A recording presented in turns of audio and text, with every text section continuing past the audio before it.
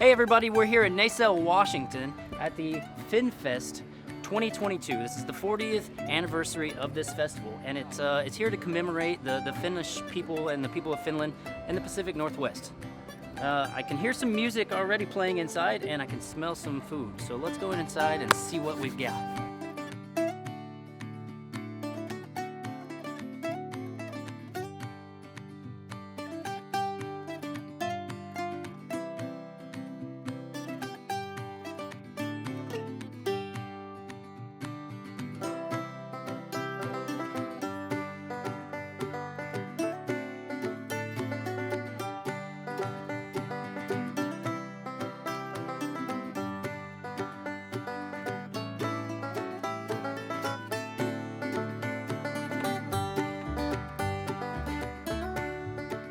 How are you? Hi, I'm Mark. Kort Koivu. Nice to meet you. Rumor has it you've got some knives over here. Yes, these are all Finnish utility knives, also called Pukkos. And they're primarily all homemade. Yeah? There might be a few factory knives here and there, but mostly homemade. Do you have a favorite over here?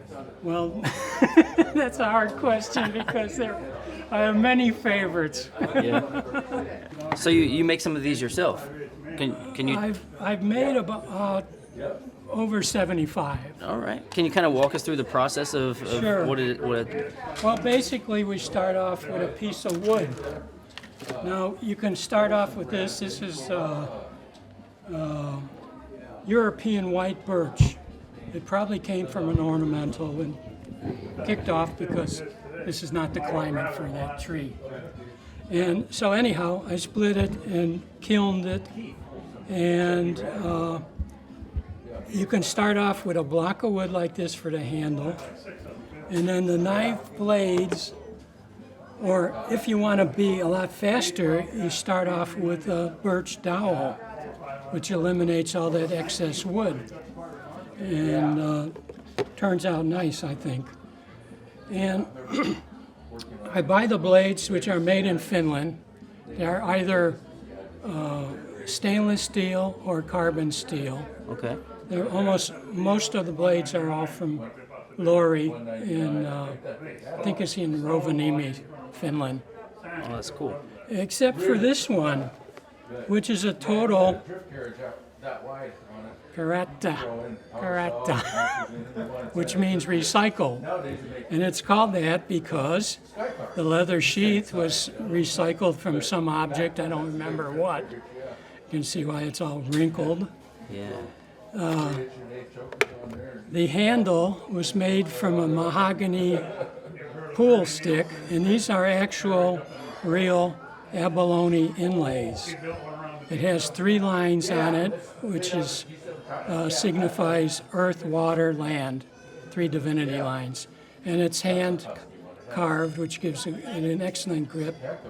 And this is a recycled blade from Outdoorsman Light by Cold Steel. Oh, and this is actually a doorknob, or a drawer knob, brass. That's awesome. And if you hold it, you'll feel that it has some heft to it. Yeah. And today it would make an ideal, not so much a Pukko carry utility knife, but more of a camping knife or bushcraft knife. It looks great. Bushcraft is when people go out into the wilderness or wilds and with nothing to eat, nothing to drink, just maybe a Pukko or a Leiku, a larger version, and live for several days off the land. Oh, It's wow. bushcraft. It's becoming very popular in Northern Europe. So how long have you been making knives? About 20 years now. Yeah. And I know I've made over 75, but I've lost track. Gotcha. Oh, no. I started off buying first Finnish factory knives, but I realized that they're all the same. I mean, if you've seen one, you've seen a million. So I got into making my own and developed a lot of skills from other people and developed some ideas on my own. And I really enjoy it. Well, it looks like it. It shows in your craftsmanship and your work. Yes. Yeah, these are nice. That represents the 3 lines, the 3 blue lines. Uh-huh. Now, most of the northern Nordic or Fennoscandia countries have a flag. Where are my flags? Oh, they're over there. But they have a cross. But that really it doesn't represent the Christian cross. Well, it does. But it also represents the 3 divinity lines, which are earth, water, and air. So many of the knives, when they're made in Finland, they will have 3 divinity lines. Or some will have a triangle, which means the same thing. Well, Court, I appreciate your time. Thank you very much, and You're thanks welcome. for showing us some of your craftsmanship. You're welcome. This is really awesome.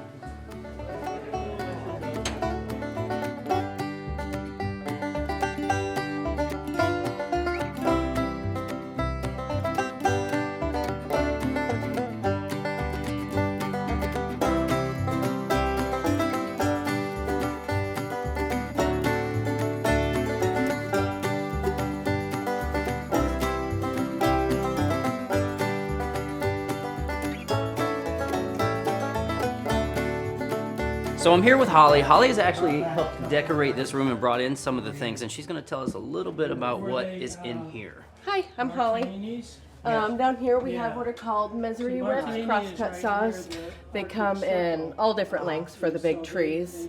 This is what they used originally to take down those big old growth trees. Well, that's the ones where you see the guys going back and forth. Right. That's what these are, the big old heavy ones. But we didn't want to bring the bigger ones. We have bigger. This was hard enough. This is an undercutter. It's used with them to help support because they can become pretty heavy, you know, once they get bigger. Sure. So it goes into the tree and then it helps the The saw into the tree. slide along. Yep, go back and forth. Nice. And then we've got, this is a Brandon hammer. So once logs are loaded on, they all have different numbers, letters, or whatever, and you just smash this into the back of your logs, and it just kind of notes them. It brands them, basically. Yeah. What else would you like? We have climbing gear here. This is really old climbing gear. It was my husband's grandfather's, I believe.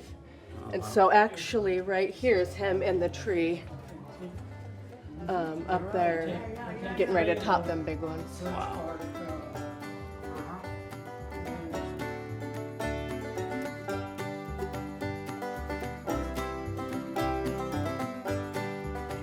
And we've got some And we've got saws. some newer stuff over here, some older newer stuff. Some power saws. Yeah, some of these usually have, my husband said they go up to like 6 foot or so, but they have a longer blade or whatever on that, but we don't have those. So anyway, yeah, you'll see some that come really long. They do work, I believe. Last he said he had ran them, but we're not gonna try. Yeah, no. And they're super light. No, they're not. Yeah, she was curling them on the way in. I was. This is from a local artist, Aaron Verla. He hand carved that with a power saw. This, yes. And all of these too. He does all of this stuff.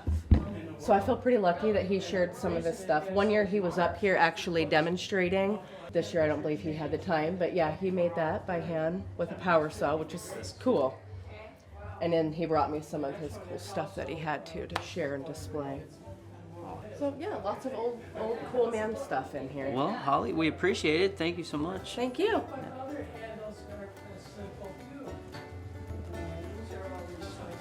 All right, we've entered the quilt zone, so we're gonna take a look around and see if we find anything interesting.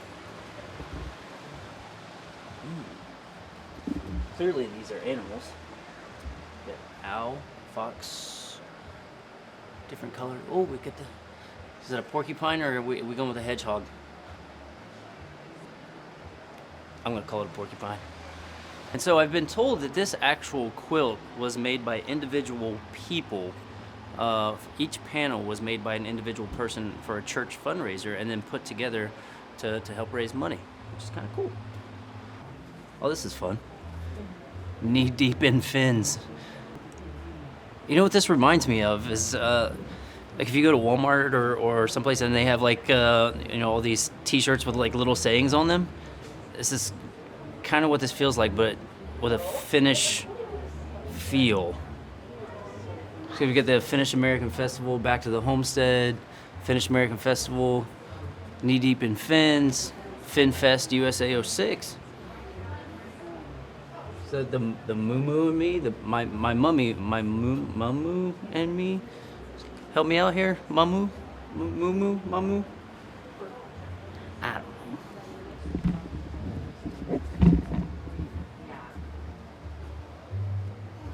Oh, so see, this is right up my alley. We've got some Halloween theme over here too with our ghosts. I'm gonna assume they're Finnish ghosts. And we got some gnomes. Oh, fine. This is a big quilt. This was made by the Naselle High School Band in 1994-95. Yeah. Of course, we have some band Well, tribute. I parked my car under A trumpet. a tree. I'm glad I parked where I did. Some Mickey and Minnie Mouses, mice, Yeah. mooses, moo-moos, moms, mummies. I don't know. Still trying to figure that word out. Okay, at least I done that right. But no, I have to listen to Now, who doesn't love a flamingo? tomorrow. You have pink flamingos, yellow flamingos, blue flamingos, Yeah, because Florence flamingo. Glenn are related families. Wow. Have all their family members come out. And So over there we saw the American flag tribute quilt, which was machine quilted. But this was all done by hand. they're coming. Oh well. Cynthia Spetman. I've seen that one song. Got our nice tractor right in the center. This is crazy. I can only imagine the amount of hours it took. That's neat. It's really well done too. I love all the colors on it. It pops. So, so the lady that did the super intricate one back there that we saw also did this one. But this one she machine quilted. Gotta say, Cynthia, the handwork's probably a little better. Guess it's a little late to be reading that. Better get out of here before we get in trouble.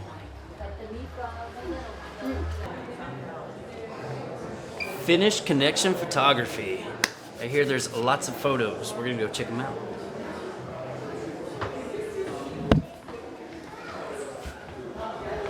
I'm assuming this is a basketball team because I see a trophy and a basketball. This is really cool to see them. Oh, okay, I get it. All right, these are probably the coaches and those are the players back there in like their warm-up tops. Yes, this is definitely a sports corner. We've got a baseball team, volleyball team, basketball team, girls basketball team. Yeah. Oh, this is the very high school that we are not in. I'm assuming we're not in. I'm guessing that's Naselle High School back in 1923, and this is a different location now, but that's cool. But that was the new Naselle High School. Now we're twinning. I can imagine being in a small town like this and having a twin.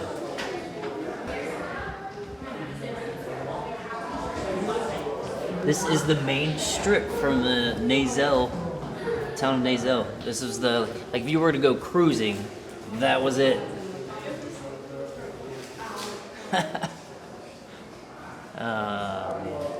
I'm guessing cruising back in that day was probably on a horse. And now we're getting really back there. This is 1915. She's knitting on the porch. That's awesome. I gotta tell you, you can really see like the history that was brought into this town.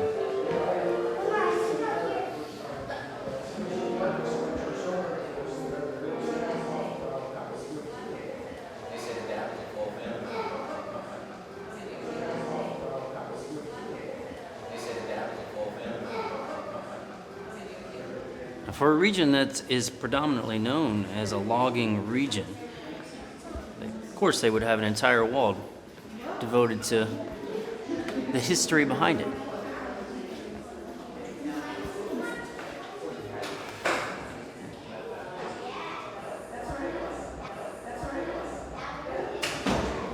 It's a 1900s photo. Let's see if we can find anything that predates that. And here, we actually have a couple generations of the Apollo family.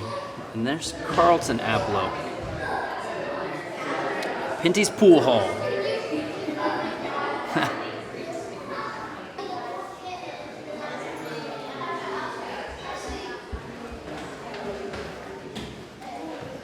It started him young. No, 1894. Bricks Brothers camp on Sisson Creek. Here, help. Whistle Punk. We think we're gonna listen to a band. Aren't we listening to a band? The Whistle Punks? Yeah, Carl Workla and the Whistle Punks. Wow, look at this steer. Pretty cool.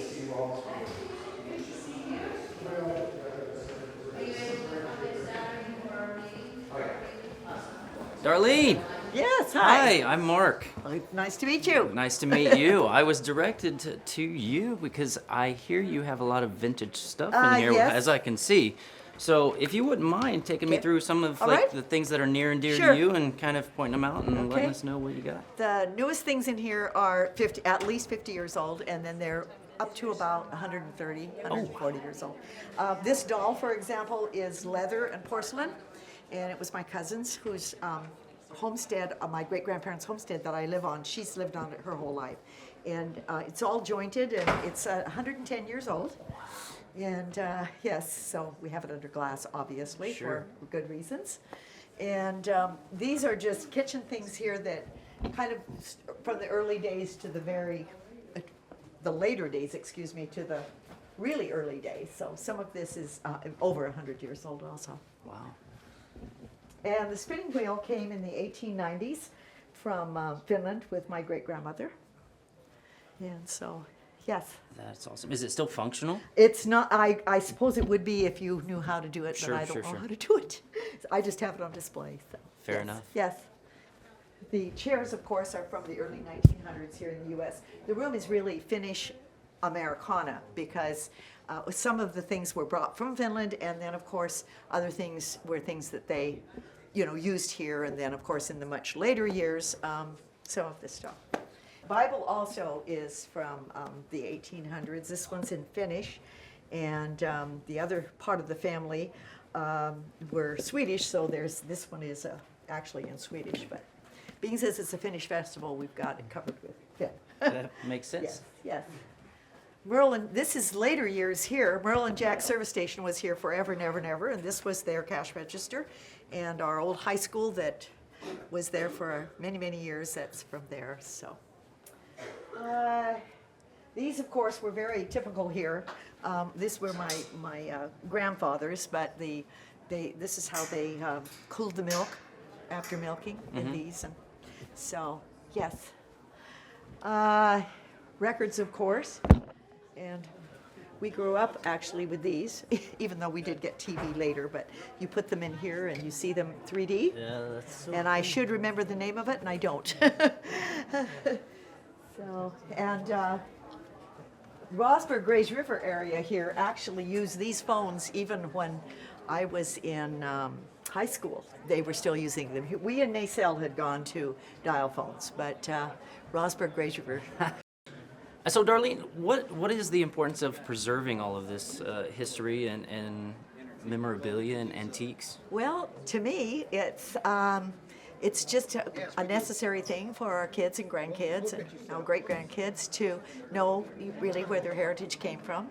And here in this community particularly, and in many other communities, I'm sure, with different ethnic backgrounds, the Finnish is so heavy here. When I grew up, I learned Finnish along with English. I mean, it was just, and my mother didn't know English until she went to school. So Oh, wow. I just think it's important for the following generations to be aware of where they've come from. Yeah. Now, do you still collect, or No, you're just no, kind of, I'm I done. have- This is what I've got. Yeah, pretty much, because none of this is stuff I've ever bought at an antique store or at someone, it's actually all family on both sides of the family. About 90% of what's in here. That's crazy. Yeah. Now I see that we have some Letterman's jackets over here. Yes. Now, did you possibly used to wear one of these? Actually, most. Yeah. Back in the early days, there was Rossburg Graziver had their own school, grade school. Okay. And up until not that long ago, and so we were the Naselle Tigers, and they were the Graziver Golden Bears, and so we were orange and black. And then, of course, high school has been the Comets for a very, very long time, and my husband's and brother-in-law's sweaters, and some of my cheerleading and majorette outfits. So, Oh wow. yeah. These are from I graduated in '62, so prior to that. Yes, Well, jackets have come a long way. they have. These were worn, all the time by, Sure. yes. Nice preservation. Well, yes, not too bad, but yes. You can see she's got her name Yeah, on well, the letters. we yeah. don't really need to zoom in on that.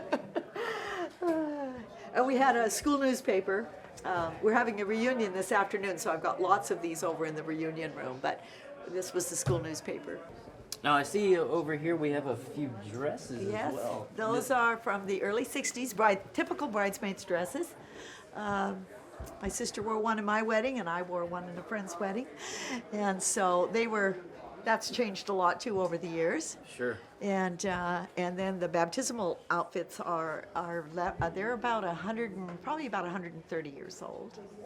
The What are bedspread here is actually every single stitch in it is hand stitched, which is really remarkable. The edgings, everything. So it's really quite amazing. No machine. do you know how old? At least it's probably close to 100 years. Yeah. I don't think it's over 100. I don't have a date actually on this one. So, yeah. Well, Darlene, it was a pleasure meeting you. You have so much history in here. This Thank is you. awesome, and Yeah. and hopefully generations to come will be able to appreciate what Yes. you got. Yes. Thank you. It was nice meeting you. You too.